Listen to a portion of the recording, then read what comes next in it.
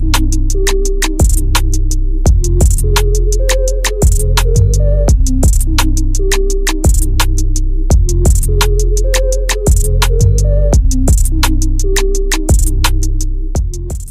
we're going to talk about applications of double integrals.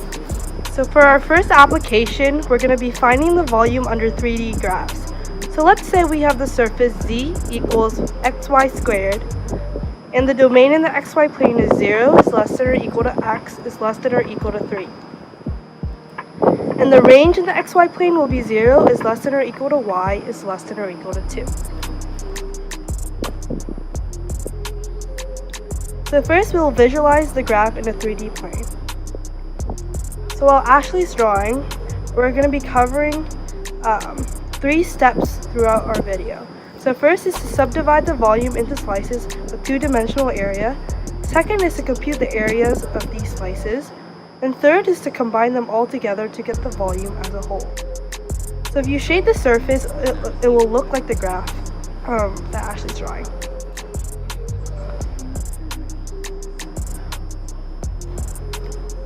So first, we're going to find an area of a slice at a certain y value.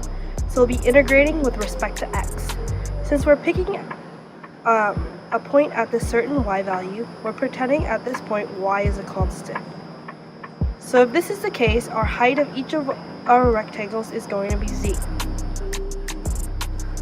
So we conclude that the area of each of these rectangles is going to be our function xy squared times the width, which is dx. So if we want to find the area of the slice for a given y value, we integrate along the x-axis from x equals 0 to 3. So now we just need to find the area, the total volume under the entire circle. Alright. If we multiply this area by dy, we'll give the plane some depth. So we will have a 3D slice.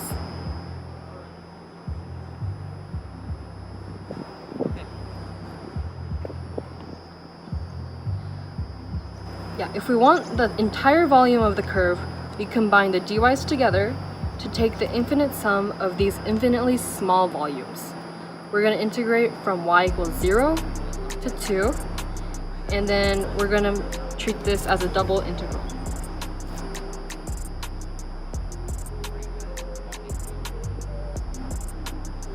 Okay, and so the rule for integrating double integrals is to go from the inside out.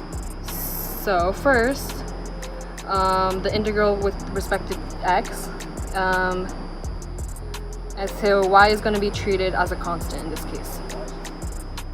The antiderivative of xy squared is x squared over 2 times y squared, and we're not going to have a plus c since it's a definite integral. It's going to be from x is equal to 0 to 3. Okay. 3 squared over 2 times y squared minus 0, since x is going to be 0. And so 9 over 2y squared, the integral 0 to 2 dy. And now we're going to find the integral of the outer, or we're going to find the antiderivative of the outer integral. And so the antiderivative of 9 over 2y squared is 9 over 6 y cubed. And we're going to also evaluate from 0 to 2. And plugging that in, we'll find that the answer is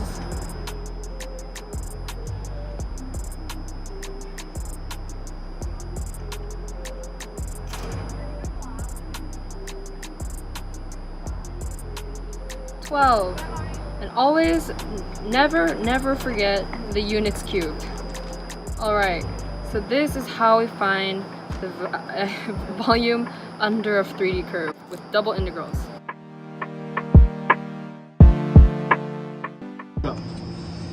So if we're given the density function, we can use double integrals to find the moment of mass and the center of mass. If we start off with the density function r of x comma y, we can use double integrals to find the moments of mass.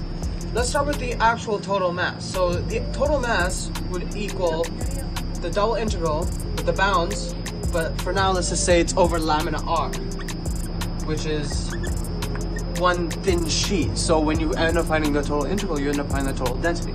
Here, the double integral over lamina r, it would end up being p of x comma y. P is just a placeholder for the function. dy dx. That's the function for the total mass. Now let's go to the moments of mass.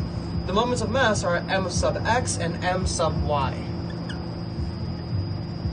When we end up solving for this, we get the coordinates for the center of mass. So when we're given the whole when we put in the whole bounds, that's how we can compute the center of mass.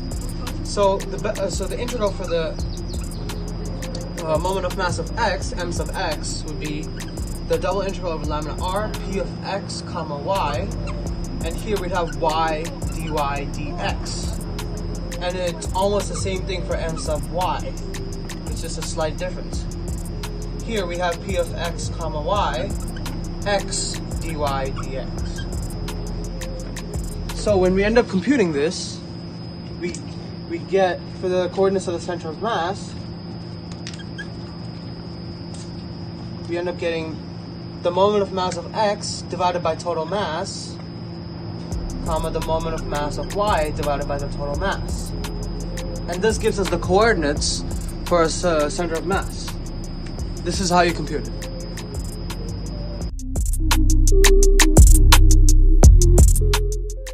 So the problem we have here today is to set up and solve integrals that give us the center of mass of the rectangle with vertices 0, 0, 1, 0, 1, 1, and 0, 1. And the density function is proportional to the square of the distance from the origin. So what the points give us is our bounds. So for double integration, it would be 0, 1, and this one also be 0, 1. And now this statement here is important because it gives us what function we need to place inside those bounds. So since the density function is proportional to the square of the distance from the origin, therefore you would have x squared plus y squared. And then dx dy. In this case it doesn't matter because the bounds are the same for both. So in the interest of time, instead of solving this out, we will use a double integral calculator to solve this value, which we already know, which is 2/3. Fine, go. And which is equal to the mass. So now we need to find m sub x and m sub y. Since the bounds are the same, there'll be 0 to 1, 0 to 1 for both m sub y and m sub x. And the function inside will also be the same because you're finding the coordinate. Now the only difference here is that you have to multiply this one by y and multiply this one by x, as said previously in the video. And then both of these could be dx dy or dy dx. It doesn't really matter because the bounds are the same. And again, in the interest of time, we used a double integral calculator, and through that we got 5/12 for both of these values. So now that we have that down, we need to find the coordinates of the center of mass. In order to do this, we would do m sub x over m, comma m sub y over n. And that would mean we would have 5/12 over 2 over 3, and the same thing, 5/12 and 2 over 3. And then when you do the math, you would get 5/8, and that would be your center of mass in the plane.